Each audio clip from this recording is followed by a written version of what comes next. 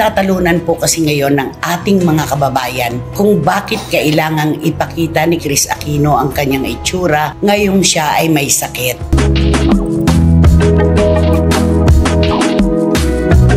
Lalong-lalo na po itong pinakahuli, yung hawak siya ni Bimbi, nakatayo siya.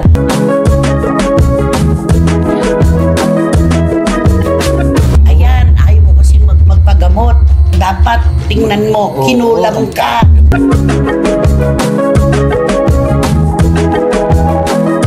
Sabi namin kung kulang kay Kris Aquino, ito ay babae at lalaki inutusan. Lalaki ito nakikita. So gusto nyo makita na nakikita ko ito. Mga boss ang dada dyan. Tingnan nyo. Lalaki nagutos, babaeng gumagawa ako.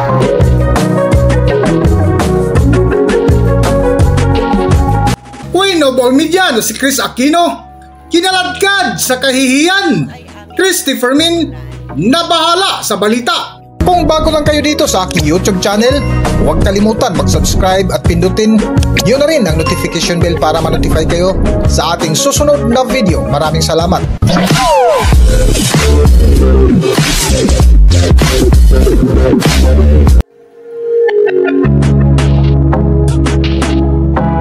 Matapos mag-viral sa mundo ng showbiz ang ibinandiran na mga litrato ng Queen of All Media na si Kris Aquino, ay umani agad ito ng iba't ibang reaksyon na kung saan ibinahagi ni Nanay Christopher Min ang tunay na imahe bilang Philippine celebrity. Isa na nga sa kanilang kinumintuhan ay si Kris Aquino. Pero itong ibabalita natin, ito naman talaga ng kabaliktaran. Ito po ay aming sinimulan, kaya po namin pinag-usapan yung imahe na tinatawag, yung ganda at kagwapuhan ng artista. Pinagtatalunan po kasi ngayon ng ating mga kababayan kung bakit kailangang ipakita ni Kris Aquino ang kanyang itsura ngayong siya ay may sakit.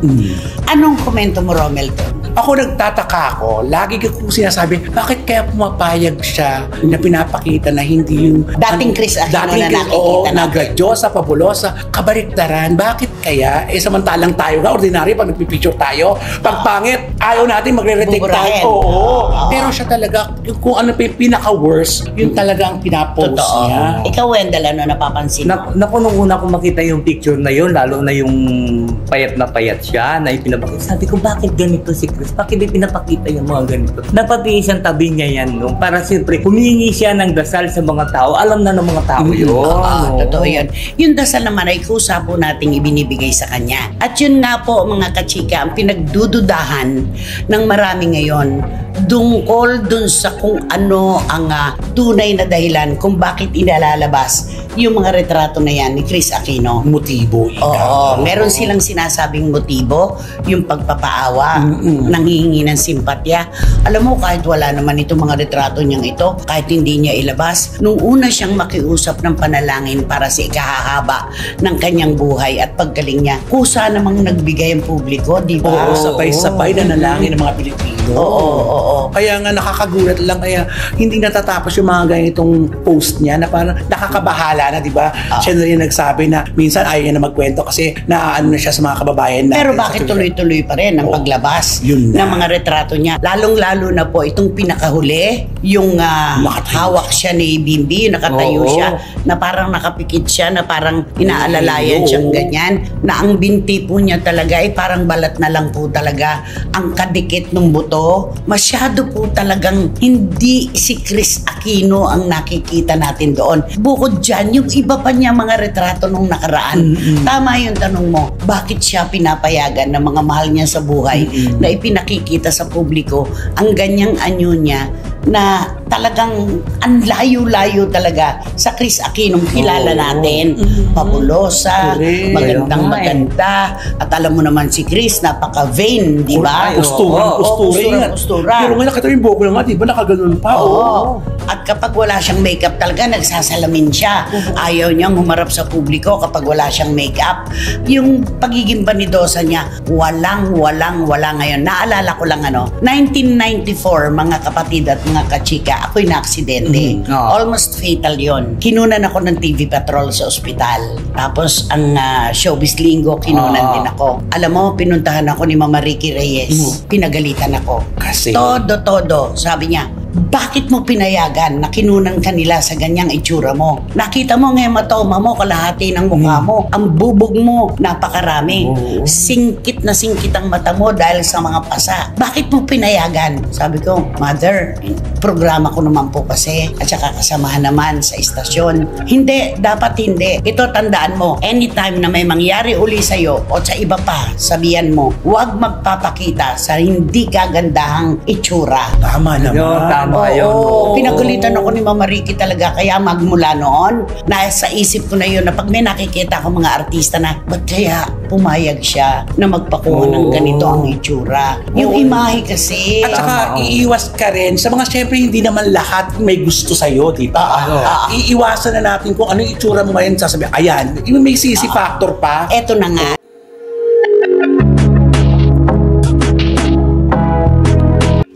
Sa patuloy nga ng kwentuhan ni Nanay Christopher Min ay inilatag nila ang mga post at komento na kanilang nabasa sa social media mula sa mga bashers.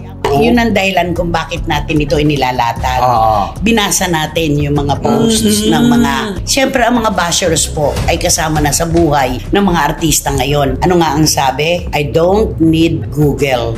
Bashers know better. Ayan. Diba? Ay, Yun ang sabi. Ano ang sinasabi ng mga bashers ni Chris Aquino? Maaaring may kakambal ng politika ito, diba? Dahil kasi hindi nila kakampi sa kanilang partido. Ayan. Sa apelyido, diba? Ang sabi, ayan, ang tindig-tindig ng karman dumating sa'yo. May mga ganyan Ganon, dulo. oo. Ayan, ayaw mo kasi magpagamot. Dapat tingnan mo, kinulam ka. Oo, may mga Diba? May ganyan. ganon. Kanya-kanya na naglalabasan, syempre, nandyan na yung picture niya. Meron masasabi mga kababayan natin na hindi siya gusto. Totoo yun. Kaya nga dapat ay iniiwasan ang mga ganitong klase ng retrato na may masasabi Yun ang ating tama. mga kababayan na hindi siya kakampi. Tama. Yun lang naman yun. Katulad yung antindi ng karma na dumating May sa mga iyo. ganyan, diba? Kasi masyado ka mapanlait ng kapwa mo. Masyado kang ganito, ganyan. Nakakalungkot po dahil may sakit siya ngayon. Alam naman po natin, sabi nga niya, nadadagdagan pa yung autoimmune niya. Andun po siya sa kalagayan ngayon na panalangin talaga ang kanyang kailangan at mga doktor.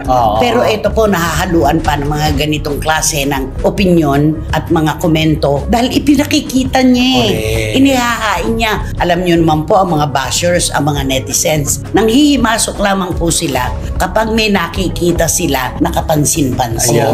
Tsaka Diba? pag nabigyan sila ng chance, yung kaya, di ba? Ay, chance na natin ito, yung mga ayaw sa kanya, eto na yung chance Eto natin. na, bawian na natin. Correct. Parang ganun. Ewan ko naman si Bimbi, inaalalayan siya. May kumukuha ng retrato, may naglalabas sa kanilang IG. Hindi ba niya pwedeng sabihin na, please, baka naman pwedeng wag na yan. ilabas yan. Kasi may mom look so ganito, ganyan. Di ba parang ganon? At saka, pwede naman kuna ng mga litrato for personal use only. Huwag mo i-ano sa public. Siguro Kasi, kapag gumaling siya, yung aalalahanin before, niya, ito ang itsura ko noon. Yan. Dumating ako sa Pero punto na salamat sa Diyos, Yes. nalampasan ko. Mas Pwede maganda yun. Huwag nang inilalabas pa, di ba, sa IG. May mga kapatid din naman si Chris Aquino. Hindi ba nila po pwedeng payuhan ng kanilang kapatid na baka naman po pwedeng huwag nyo nang inilalabas ang ganito. Nakita mo, nalalait ka tuloy. Ang dami tuloy nasasabi ang publiko sa iyo. Laban sa iyo. At saka maraming naguguluhan, Nay, kasi minsan yung litrato, worse na worse. Maayos. Pero yung minsan yung salita, Iba. Iba din. Kaya parang, kailan ba to? Kailan ba Sabi nila, yan? inconsistent daw. Parang old videos yata yung inilalabas, Oo, di ba? may mga ganon. Old photos, parang ganon. Tapos sasabihin niya, eto, nadagdagan pa ang aking AI. Ang dami kong problema ngayon. Walang sukuan. Laban lang. Pero yung mga pictures naman na inilalabas na old photos, yun eh. Yun na nga eh. Kaya naguguluhan. Correct. Hindi nila alam kung ano ba ang totoo. Tapos yung bit-bit siya ni ano, yung karga-karga siya. ni Bimbi. Papunta sa CR. Oo. Yun pa lamang, kahit hindi kita ang mukha niya, yung mga binti lang niya na pagkapayat-payat, dun pa lamang po, sagana na po talaga ang pagpansin ng ating mga kababayan na dapat hindi na ipinakikita pa. Tapos nasundan pa yung nakatayo siya. Nabutot balat na yung kanyang itsura. Nakakabahala yung ganung Totoo mga yan. picture. Parang halos parang pagtingin mo, hindi kayo matutumba siya kasi di ba Parang sa hindi liit na kaya, oo, oo. parang hindi yan na kayang tumayo. At yun ay pagkatapos na magpunta siya sa isang, nung suportahan niya. Oo, kanyang yung sinungaling. Barnaba. Pero kitang-kita din naman doon na parang ano na rin Sabi siya, niya, diba? sinabi niya pa nga nahihilo doon daw eh. siya. Oo. Na konting tayo lang, nahihilo na siya. Bakit hindi na lang magpahinga? Magpahinga na lang dapat. At wag nang ilabas pa yung mga retrato. Sabi mo nga, hindi ka nahihiyang umamin sa katotohanan. Totoo yan. At yan ay isa sa mga katangian mo na hinahangaan namin. Pero kung minsan, may mga katotohanan na itinatago na lang natin sa ating sarili para hindi tayo mag-imbita ng mga tao na papansin sa atin Tama. at Tama. magsasalita ng laban sa atin. Totoo. Kasi ang hirap-hirap Nakakalungkot. nun eh. Naku.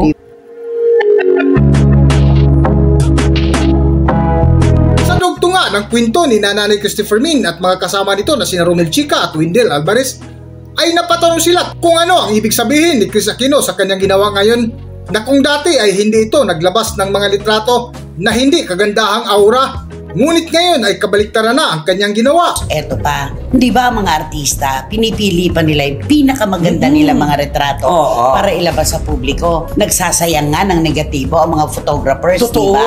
Kung ano yung magandang anggulo, yun ang inilalabas. Pero bakit ganito ngayon? Sobra po talagang, una, ang mararamdaman mo, lungkot. Sobra. Oo. Pangalawa, simpatya. Sa ikatlo, magtatanong ka na, bakit siya pumapayag? Ba't niya inilalabas ang mga retratong ganito? Correct. Ano ang gusto niyang sabihin? At ano ang gusto niyang patunayan? Yun eh. Oo. Di ba? Pero dapat to matapos to, magpa-interview siya ng kung ano, nakaayos lang man siya kahit na gano'n ang katawan, pero nakaayos, di presentable, okay yun eh.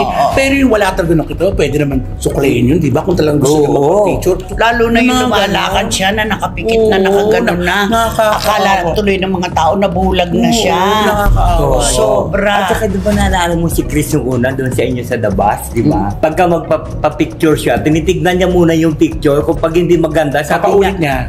delete. Sabi niya ng gano'n. Burahin. Burahin mo yan, sabi niya. At saka, very vain siya. Oo. May mga kinoflow siya Oo, talaga. oo. Yung mga ilaw niya, pasadya yun. Ay, oo. Siya lang ang meron nun.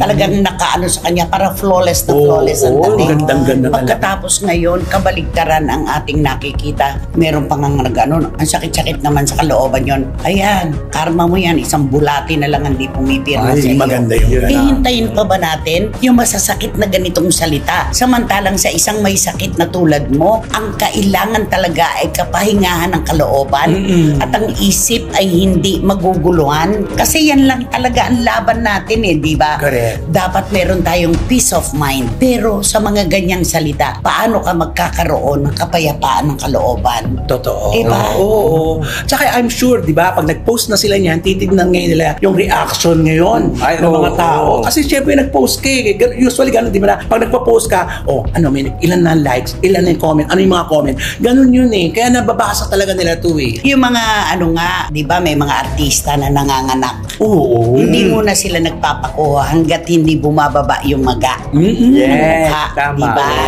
Correct. Ito talaga matindi ang kanyang kalagayan. Seryoso po kami na talagang nakikisimpatya kami. Nakakaawa si Chris Aquino. Pero tulad ng iba ay nagtatanong din kami, bakit kailangan niyang ilabas ang ganito? Lalo na yung nakatayo siya, na talagang kitang-kita mo ang kanyang binti, na talagang ang payat, Oo, ang liit. payat na. Alam mo yung hirap na dinararas niya, ramdam Oo. na ramdam mo sa picture. Tumatawid sa atin yun. Tumatawid sa atin. Kaya kung meron man po mga nagmamalasakit kay Chris Aquino na mga lagi niyang kasama, maaari niyo naman siguro siyang payuhan na huwag nang ilabas pa yung mga retrato na nag-iimbita ng iba't ibang reaksyon. May pabor, may hindi. May positibo, may negatibo. Totoo. Para matapos, huwag maglabas para walang manghimasok sa kanyang itsura.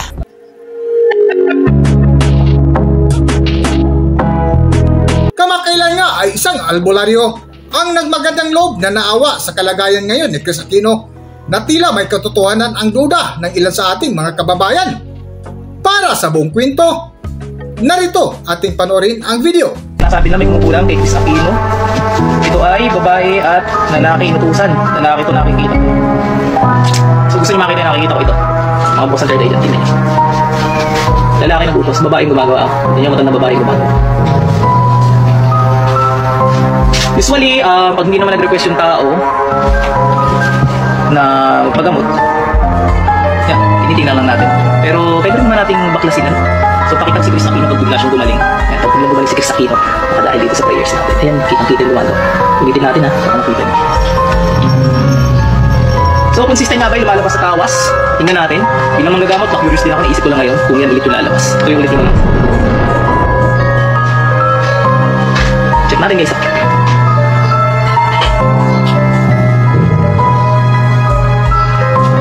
Pero lang ulit yung ginagawa ko, iniikot-ikot ko lang din. Tapos pag may, yun nga, kung sabihin nyo, magbubuo naman talaga na itsura yun kasi paikot-ikot. Pwede gawin natin ganito naman, sideways. Tulad lang ang ginawa ko kanina.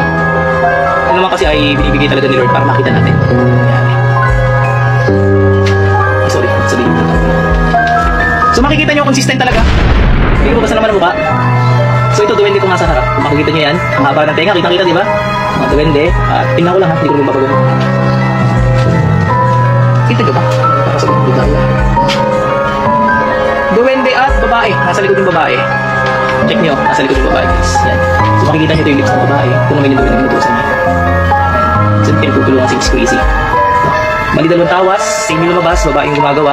Ito mas bata yung babae dito guys. Mas bata. Yan, tingnan nyo, mas bata. Kasi dito, matandang babae ito. Yan, matandang babae. Kita-kita diba? Tapos yung parang may tama na yata ulo nito. Check lang. Tapos sa likod, makikita nyo, lalaki. Figura na lalaki na sa likod. Hindi lang masyadong kita or baka ako lang nakakita ng lalaki.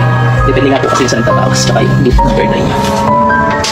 Yan, malinaw, duwende, batang babae dito. So usually, yun nga, gamutin na kaya natin si Miss Chris. Gamutin na natin, kawawa na, kahit di siya lumapit. Out of curiosity yan. Sana makarating kay Miss Chris yung video na.